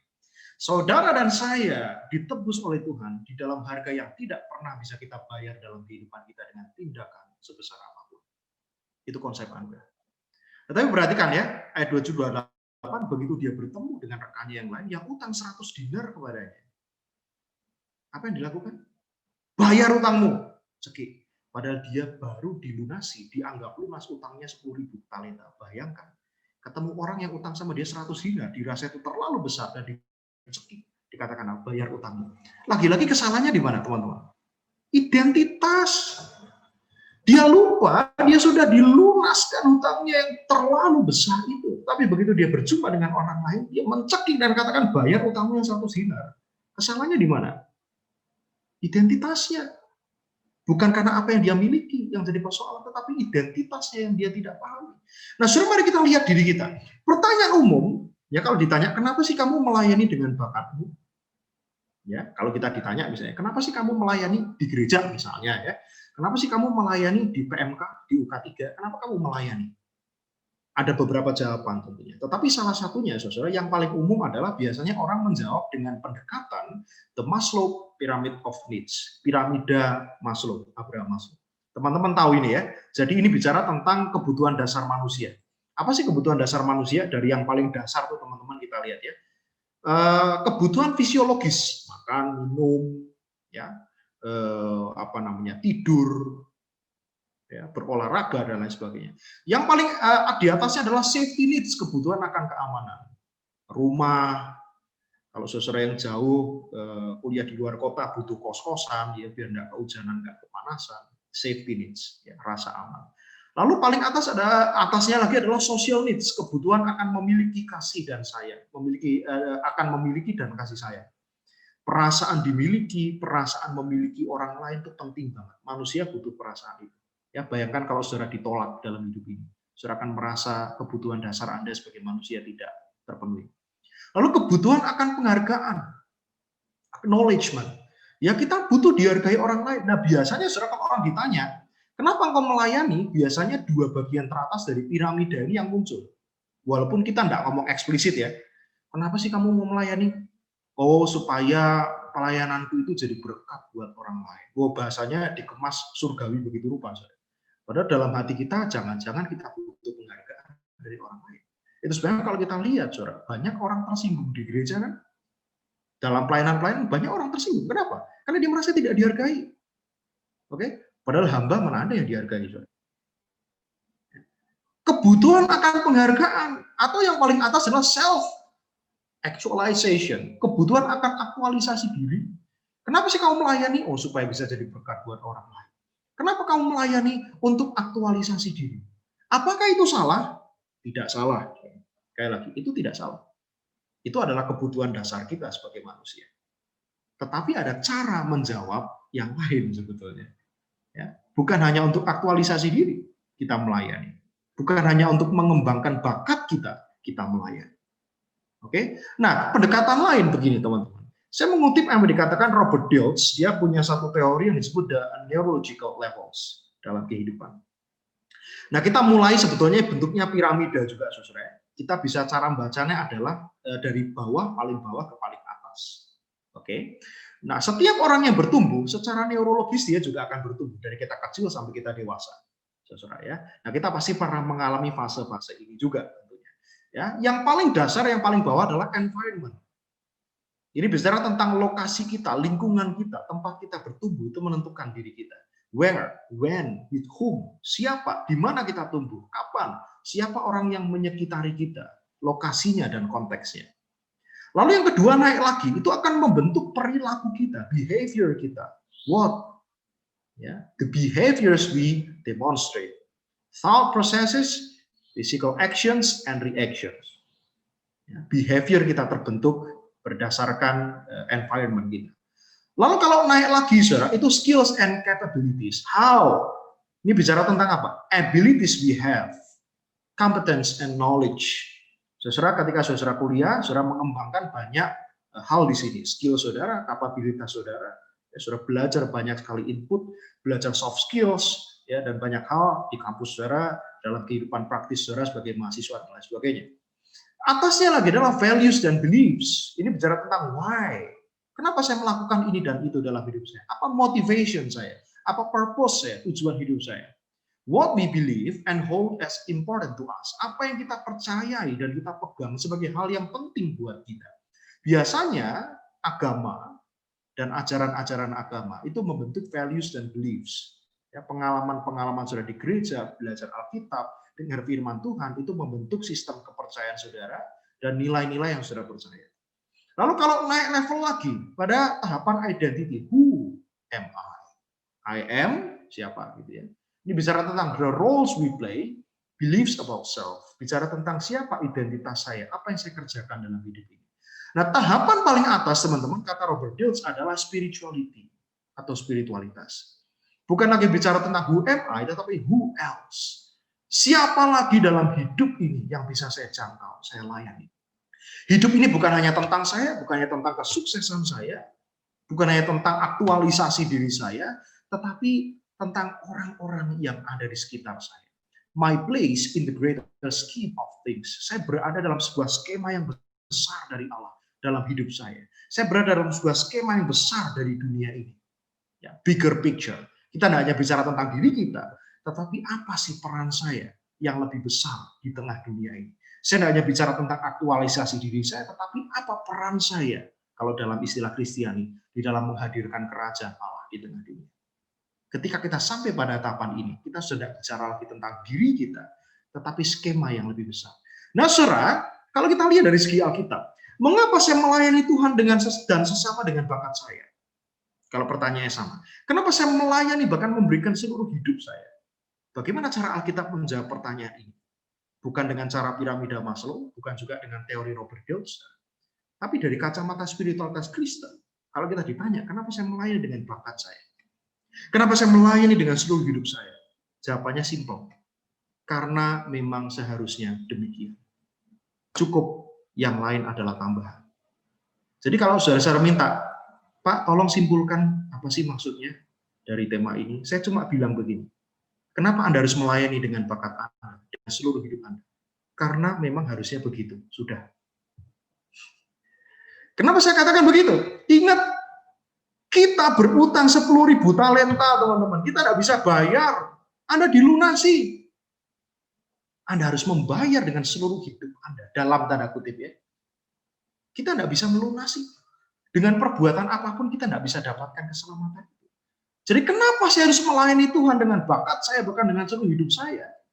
Ya karena memang harusnya begitu. Sudah, tidak ada jalan lain. Cukup sampai di sana. Kenapa saya harus melayani dengan bakat saya? Bukan karena saya mau aktualisasi diri, bukan karena saya mau mengembangkan bakat yang Tuhan berikan kepada saya, walaupun itu cukup benar juga di sisi yang lain. Tetapi jawabannya cuma satu, karena harusnya begitu. Hidup saya ditebus oleh Tuhan. Maka apalagi yang bisa saya lakukan selain mengucap syukur kepada Dia dengan mempersembahkan seluruh hidup saya dengan bakat yang saya punya untuk Dia. Cukup, hanya itu jawabannya. Yang lain-lain adalah tambahan. Bakatmu apa, bakat nyanyi, bakat musik, bakat ini, bakat itu tambahan. Tapi prinsipnya, kenapa Anda harus melayani Tuhan? Karena harus begitu. Tidak ada jawaban lain. Ya. Kalau dikatakan juga dalam Matius 25 ayat 26, saudara, ini menarik banget. Matius 25 ayat 26. Yuk kita lihat sekali lagi ya. Matius 25 ayat 26 mengatakan gini. Maka jawab tuannya itu, hai kamu hamba yang jahat dan malas, jadi kamu sudah tahu bahwa aku menuai di tempat di mana aku tidak menabur dan memungut dari tempat di mana aku tidak menanam. Seolah-olah tuannya ini membenarkan tuduhan hambanya tadi, mengamini tuduhan hambanya. Tetapi sebenarnya enggak, saudara. Maksudnya apa? Tuhan itu mau mengatakan, ya sudah toh, kamu sudah tahu. Aku berdaulat atas hidupmu. Jadi kalau kamu harus menyerahkan talenta itu, ya bukan karena apa-apa, karena memang seharusnya demikian. Ya. Nah, saudara, ada satu kalimat yang menarik yang boleh kita renungkan. Jika kita menghidupi spiritualitas ini, maka kita tidak perlu lagi pembedaan antara bakat yang kecil, bakat yang besar, bakat sedikit atau banyak. Tidak perlu. Setiap orang percaya menjalani hidup yang sudah ditebus oleh Tuhan. Tidak ada lagi bakat kecil, besar, sedikit, banyak. Tidak ada. Itu sebabnya di dalam keutuhannya, keutuhan hidup kita memiliki dua pilihan. Mempersembahkan seluruhnya pada Allah atau kepada yang bukan Allah. Hanya itu pilihannya. 5, 2, 1 itu tidak menjadi persoalan dalam perikop kita. Kecil, besar bukan persoalan. Kita semua adalah orang-orang yang ditebus oleh Tuhan. Maka di dalam keutuhan hidup yang adalah anugerah Allah ini kita cuma punya dua pilihan. Seluruhnya untuk Allah atau seluruhnya diserahkan kepada yang bukan Allah. Saudara, saya mau menutup presentasi saya ini, panduan ini, dengan mengajak melihat, saudara, kita mau belajar dari semangat reformasi gereja abad 16. Ada satu warisan yang menarik dari reformasi gereja abad 16, saudara. Kita tahu sama-sama nama Martin Luther, saudara. Nah, saudara, ceritanya pada waktu itu gereja masih Katolik, ya, gereja Barat itu gereja Katolik, pada waktu itu gereja Katolik Roma, sebelum lahirnya gerakan reformasi dan sebelum lahir gerakan Protestantisme di kalangan gereja sampai hari ini. Nah, pada abad 16, saudara, pernah ada sebuah paham tradisional gereja, ya, yang menghayati bahwa berkat-berkat rohani bagi umat itu datangnya dari altar gereja. Jadi maksudnya apa? Kalau kamu mau terima berkat-berkat rohani, berkat rohani itu datangnya dari mimbar gereja, dari altar gereja, lalu disuapi oleh kaum imam kepada kaum awam. Jadi berkat rohani itu datangnya dari para imam, ya, orang-orang yang ditabiskan, diberikan kepada kaum awam. Dari Tuhan melalui imam kepada kaum awam. Itu pahamnya pada waktu itu begitu. Kaum awam itu siapa? Kaum awam ya saudara ini. orang-orang yang nggak belajar teologi, bukan orang yang ditabiskan di gereja, bukan imam, ya saudara itu. Awam itu kalau gampangannya saudara, sebetulnya artinya adalah orang-orang bodoh sebetulnya. Maksudnya begitu. Ya. Tetapi kemudian saudara, reformasi gereja oleh Martin Luther dan kemudian John Calvin pada abad 16 ini merubah mindset itu begitu rupa. Jadi reformasi gereja memahami dan mengajarkan bahwa kehidupan di dunia yang seringkali dibilang orang hidup yang sekuler gitu ya. Hidup di dunia itu apa? Ya di luar gereja, ya di kantor, ya di tempat kuliahan, di rumah, di dapur, di pasar, yang dianggap sekuler. Ya. Itu adalah ladang bagi manusia untuk memberitakan firman Tuhan. Jadi yang bisa memberitakan firman Tuhan itu bukan hanya melalui homili atau khotbah-khotbah para imam saja. Berkat-berkat rohani itu tidak dimonopoli oleh kaum imam, oleh orang-orang yang ditabiskan, tidak.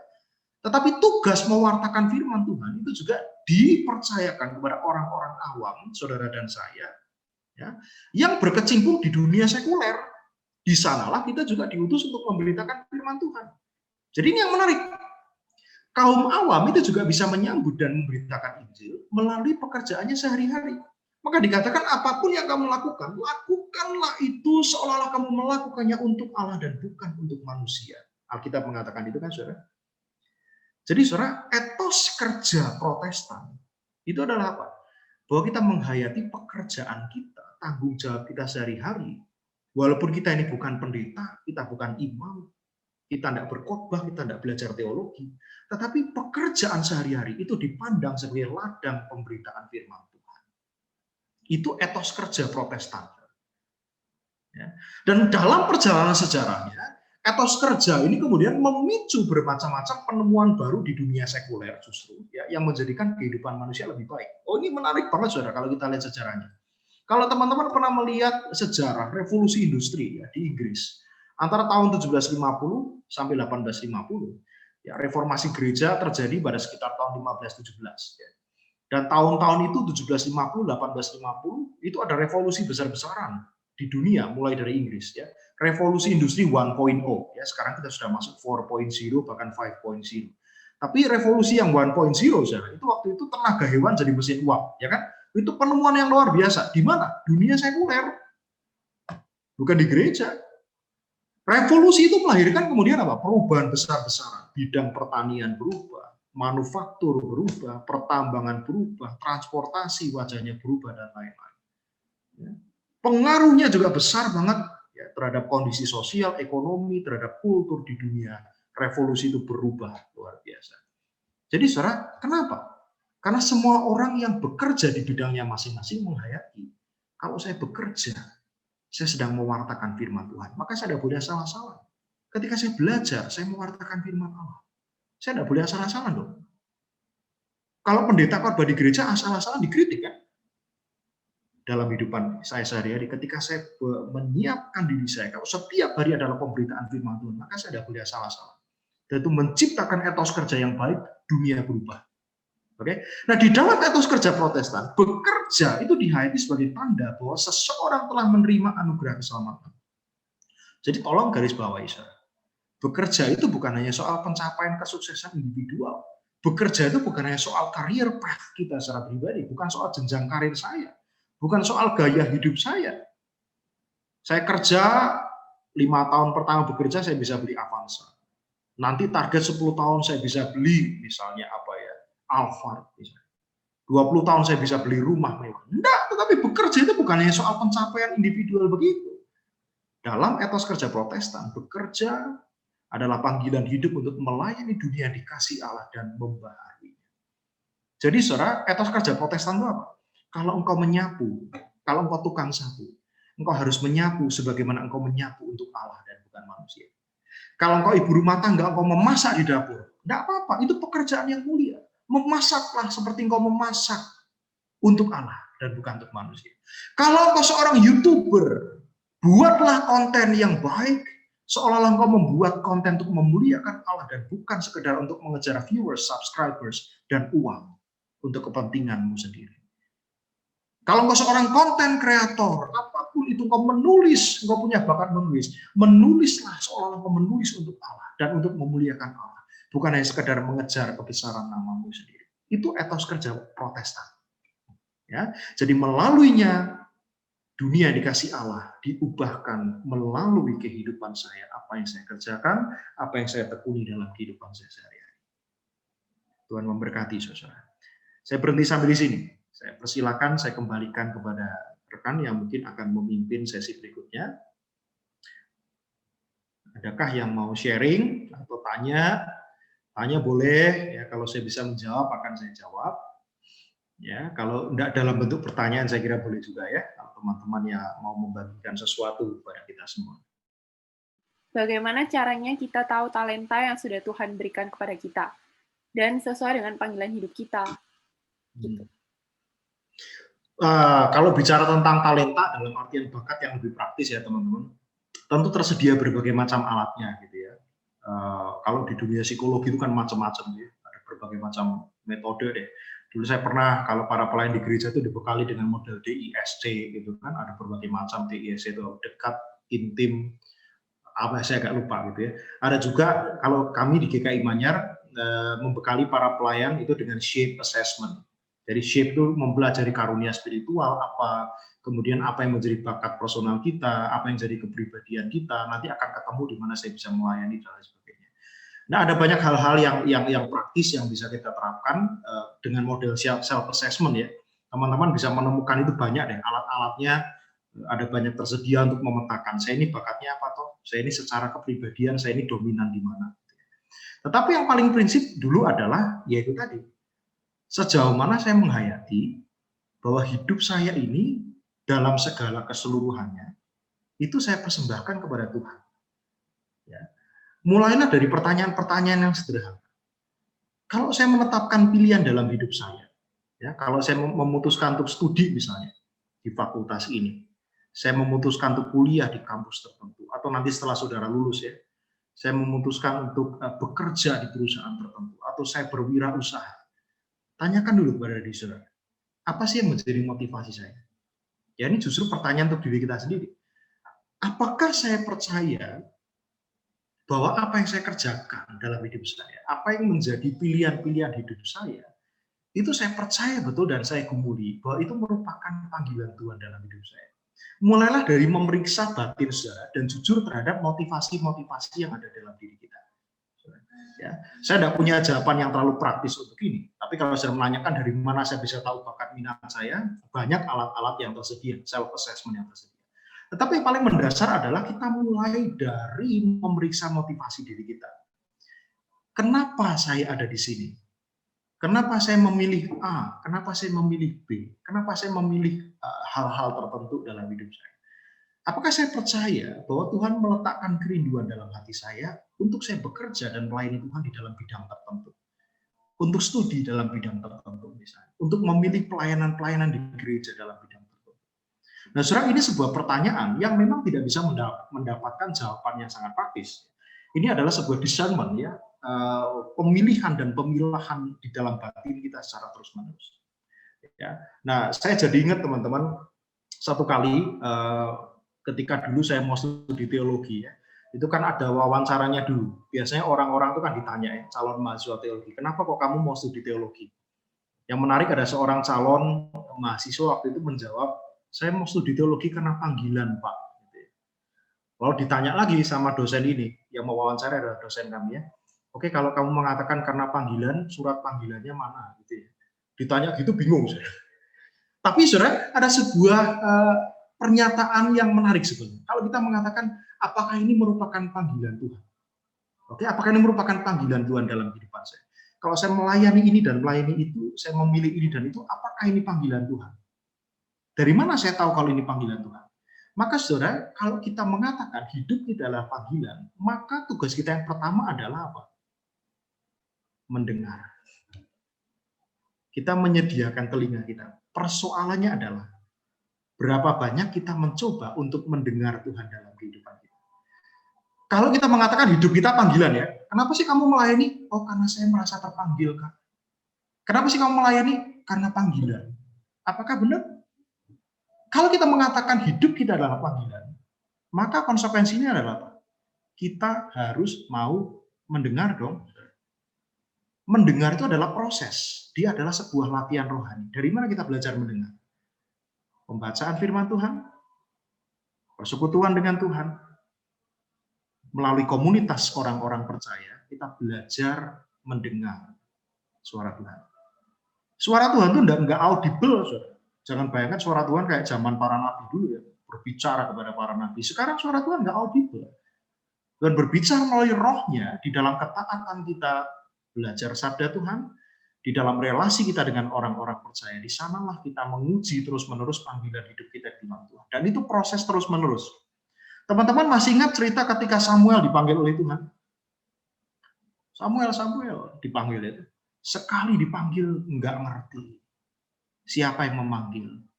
2 kali dipanggil enggak ngerti. 3 kali dipanggil Samuel enggak ngerti lagi. Maka kata Imam Eli apa kepada Samuel? Kalau kamu dipanggil lagi, jawablah apa? Berbicaralah Tuhan, sebab hamba-Mu ini mendengar. Jadi saudara, belajar dari Samuel itu kita belajar apa? Banyak orang Kristen, terutama gereja-gereja Protestan ya, kita ini dilatih untuk mengerti. Saya ingat teman-teman dulu waktu zaman saya sekolah ya, orang tua saya itu ngelesin saya macam-macam, les matematika, fisika, kimia, bahasa Inggris, macam-macam dilesin. Kenapa kok harus les? Supaya kamu ngerti pelajaran di sekolah. Saudara, hidup kita sehari melatih kita untuk mengerti. Tetapi Alkitab mengajar kita untuk mendengar walaupun kita tidak langsung mengerti. Ingat ya saudara ya, saudara di kampus tuh ngapain sih? Mengerti. Tolong ukur saudara mengerti apa? Nilai saudara bagus atau tidak. Kalau nilaimu masih jelek berarti kamu belum mengerti. Itu tradisi kita. Maka orang nanya, Kak gimana sih caranya mengerti yang suara Tuhan dan yang bukan, kehendak Tuhan dan bukan? Karena Anda dilatih untuk mengerti. Tapi belajar dari Samuel, Alkitab mengajar kita untuk mendengar. Samuel 3 kali masih belum ngerti siapa yang manggil. Enggak apa-apa. Perintahnya apa? Berbicaralah Tuhan karena hamba-Mu ini mendengar. Saudara, banyak orang yang dalam hidup ini kalau belum mengerti apa yang jadi suara Tuhan, menyerah. Tuhan enggak ngomong kok sama saya enggak ngerti apa yang jadi kehendak Tuhan. Panggilan saudara dan saya adalah mendengar. Mendengar itu tidak sekali 2 kali. Mendengar itu terus-menerus. Mendengar adalah sebuah proses pembelajaran, menguji diri di hadapan Tuhan. Dan itu berlangsung seumur hidup dari kita lahir pertama kali di dunia sampai kita mati. Pendidikan Kristen itu prinsipnya adalah from womb to tomb. Dari rahim ibu sampai rahim bumi. Ketika saudara lahir, sejak saudara di dalam kandungan, saudara belajar mendengar suara Tuhan. Sampai saudara mati, saudara masih belajar mendengar suara Tuhan. Pertanyaannya, hari ini kita berhenti mendengar atau tidak? Ketika saudara tidak mengerti, jangan belajar untuk berhenti mendengar suara Tuhan. Ya, lanjutkanlah pesiarahan saudara. Mungkin itu sharing atau jawaban dari saya. Ya, terima kasih Pak Ditya. Ini ada pertanyaan lagi, tapi anonim juga lagi. Ini ada yang nanya, Pak, bagaimana jika kita lemah dalam bidang tersebut, misalnya speaking atau writing? Apakah kita tetap bisa melayani dalam segala keterbatasan kita dengan bergantung pada kasih karunia Tuhan? Begitu, Pak. Ya, tentu kita perlu memperhatikan juga, saudara ya. Di dalam hidup ini kan ada pepatah mengatakan be the best version of you, gitu kan. Nah, persoalannya tiap orang tuh punya versi yang beda-beda, gitu, saudara. Saya mau nanya gini aja deh. Dulu, ini sistem pendidikan kita nih, ya di Indonesia. Saya suka heran juga kadang-kadang. Orang itu dikatakan bodoh kalau nggak bisa matematika. Saya bingung sekali terus terang. Persoalannya, saya dulu sampai lulus SMA, saudara, nilai matematika saya nggak pernah lebih dari 7. Dan bayangkan, saudara, selama berapa tahun? 12 tahun, saya merasa jadi orang bodoh. Karena saya nggak bisa matematika. Oke? Saudara, pertanyaan saya begini. Kalau memang saudara dari SD sampai SMA harus diwajibkan semua bisa semua mata pelajaran dan semua excellent. Pertanyaan saya, kenapa guru matematika kok tidak sama dengan guru SD yang mengajar semua mata pelajaran? Ada yang bisa jawab? Guru SD kan ngajar semua mata pelajaran, toh, saudara? Guru SMA enggak, toh? Ada yang enggak juga kan? Ya, toh, gurunya mulai masing-masing. Kenapa kok sampai saudara SMA ada penjurusan? Gurunya nyuruh muridnya bisa semua kan? Tapi kok gurunya penjurusan? Nggak bisa semua juga. Nah, saudara, itu artinya apa? Ya, kita mesti tahu dong, di mana Tuhan memberikan kita karunia-karunia tertentu dalam hidup kita. Saudara tidak pernah bisa mengukur kesuksesan saudara berdasarkan versi orang lain yang saudara lihat. Betul tidak, saudara? Ya, ada orang yang bisa dan sangat excellent sekali di bidang eksakta misalnya, tapi ada orang lain yang tidak menonjol di sana. Dan saudara tidak bisa mengatakan Tuhan tidak mengaruniai saya, tidak. Nah, itu sebabnya ada begitu banyak hal dalam hidup ini ya yang menolong kita untuk memetakan siapa diri kita. Nah, kasih karunia Tuhan tentu berlaku buat semua orang. Ya, saya sangat percaya itu.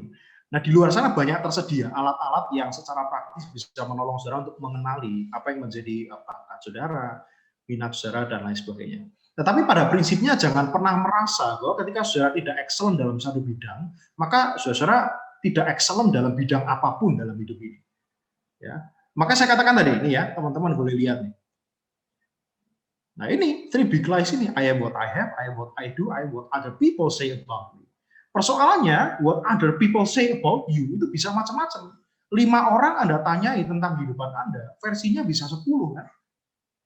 Ya, itu sebabnya perlu self discernment. Ya, kita perlu percaya bahwa Tuhan menganugerahi kita dengan berbeda-beda. Ya, ada begitu banyak ilmu psikologi menolong saudara. Ya, ada berbagai macam ilmu yang saudara pelajari di kampus dimanapun akan menolong saudara untuk melihat bahwa saya punya perbedaan dengan orang lain dan saya tidak bisa disamakan. Tuhan mengaruniai saya dengan sangat khas. Ada begitu banyak rupa-rupa juga karunia di dalam Alkitab. Alkitab juga mengakui kok ada yang bisa mengajar, ada yang punya karunia menyembuhkan, ada yang punya karunia berbahasa roh, dan lain sebagainya. Dan itu tidak bisa digeneralisir. Ya, tiap orang punya karunia-karunianya secara pribadi. Di sanalah kita mesti mengembangkan diri kita. Ya, mungkin itu ya. Ya, terima kasih Pak Aditya. Ini mungkin ada pertanyaan yang terakhir. Ada nanya gini. Mau tanya, kan biasanya ada orang yang bilang berbahasa roh itu adalah karunia. Apakah benar itu memang suatu karunia khusus yang hanya diberikan kepada orang tertentu? Dan apakah itu juga bisa disebut talenta? Terima kasih. Ya. Jadi kalau mengacu pada jemaat Korintus, kalau Anda baca 1-2 Korintus, yaitu salah satunya yang mengemuka adalah persoalan bahasa roh. Nah, memang disebut bahwa bahasa roh di sana adalah karunia. Ya, tentu kita mengatakan itu bagian dari rupa-rupa karunia. Jadi saudara, kita mesti paham, karunia itu dalam bahasa Yunani adalah charis. Charis, ya. Gift. Dan karunia itu kalau kita lihat dalam artinya dalam Alkitab, dia bukan bicara tentang personal gift, tetapi melalui karunia itulah kita membangun keutuhan jemaat. Kalau saya perhatikan konteksnya, di dalam 1 Korintus itu ya, kalau tidak salah pasal berapa? Pasal 12. Ada rupa-rupa karunia tetapi satu roh. Ada rupa-rupa karunia tetapi satu tubuh, dan satu tubuh hanya satu kepala, yaitu Yesus Kristus. Ketika Alkitab bicara tentang karunia, tentang gift, bahkan spiritual gifts, berbahasa roh dan lain-lain, itu bukanlah karunia pribadi yang bisa dibanggakan. Saya punya karunia itu, sebabnya Paulus mengatakan apa? Kalau kamu punya karunia berbahasa roh, harus ada yang bisa menerjemahkan, karena orang lain harus mengerti apa yang kamu katakan. Maka karunia itu baru bermanfaat ketika kita dalam kesatuan jemaat Tuhan itu, karuniamu bisa saling membangun dan melengkapi tubuh Kristus. Persoalan jemaat Korintus adalah ada orang-orang tertentu yang memutlakkan bahasa roh sebagai the ultimate grace. Kalau saya bisa berbahasa roh, itu adalah karunia yang lebih tinggi dari karunia manapun dan digeneralisir. Ada begitu banyak orang yang stres karena saya mencoba untuk berbahasa roh tapi tidak bisa. Apakah artinya Tuhan tidak mengaruniai saya? Ya, ada orang-orang yang berbagai macam diupayakan sampai belajar bahasa roh. Dalam perspektif Alkitab, bahasa roh adalah salah satu dari rupa-rupa karunia yang dianugerahkan. Dan ingat, itu bukan personal gift. Konteks dari kasih karunia dalam Alkitab, atau karunia, atau charis, itu bukan personal gift. Karuniamu baru bermanfaat ketika itu bermanfaat untuk membangun jemaat Tuhan di dalam satu kesatuan tubuh Kristus. Maka jadi persoalan kalau satu orang membanggakan karunianya di atas karunia orang lain yang berbeda dengan yang diberikan Allah kepadanya. Atau menganggap bahasa roh atau apapun itu menjadi the ultimate grace, ya, satu karunia yang mutlak dan bersifat lebih tinggi daripada karunia-karunia yang lain. Jadi saudaraku, mungkin jawabannya di sana ya. Kita perlu jelas dulu Ya, itu menjadi konflik di jemaat Korintus ketika ini dimutlakkan untuk semua, digeneralisir. Ya, mungkin secara singkat itu jawaban saya.